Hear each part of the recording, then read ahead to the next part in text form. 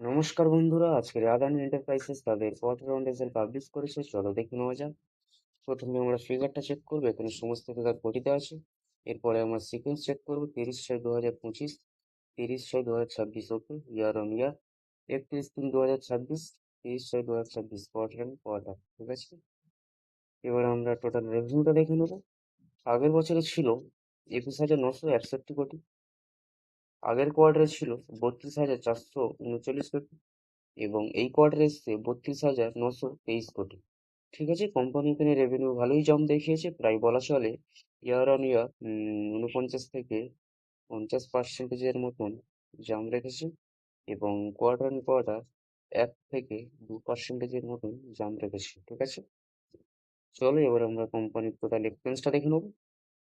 আগের বছরে ছিল 20,970 কোটি, এবছর হয়েছে 32,251 কোটি, এবং আগের কোয়ার্টারে ছিল 32,458 কোটি।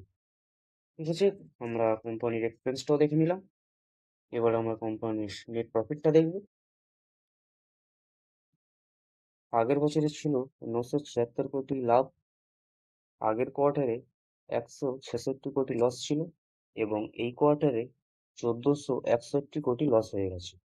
কোম্পানি কিন্তু প্রফিটের ক্ষেত্রে ইয়ার অন ইয়ার এবং কোয়ার্টার অন কোয়ার্টার অনেকটাই লস দেখিয়েছে, ঠিক আছে। এবার আমরা কোম্পানির ইপিএসটা চেক করব। আগের বছরে ছিল 7 টাকা 12 পয়সা, আগের কোয়ার্টারে ছিল -81 পয়সা, এবং এই কোয়ার্টারে এসছে -8 টাকা 91 পয়সা। ঠিক আছে, আমরা আদানি এন্টারপ্রাইজেস এর রেজাল্টটা মোটামুটি একটা দেখে নিলাম। কোম্পানি খুব ভালো রেজাল্ট আনতে পারেনি, তবে দেখা যাক মার্কেট এই শেয়ারটির প্রতি কেমন রিয়াকশন আছে। যদি ভিডিওটি ভালো লাগে তাহলে অবশ্যই লাইক করবেন, এবং আরও আপডেট পেতে আমাদের সাথে থাকবেন। ধন্যবাদ।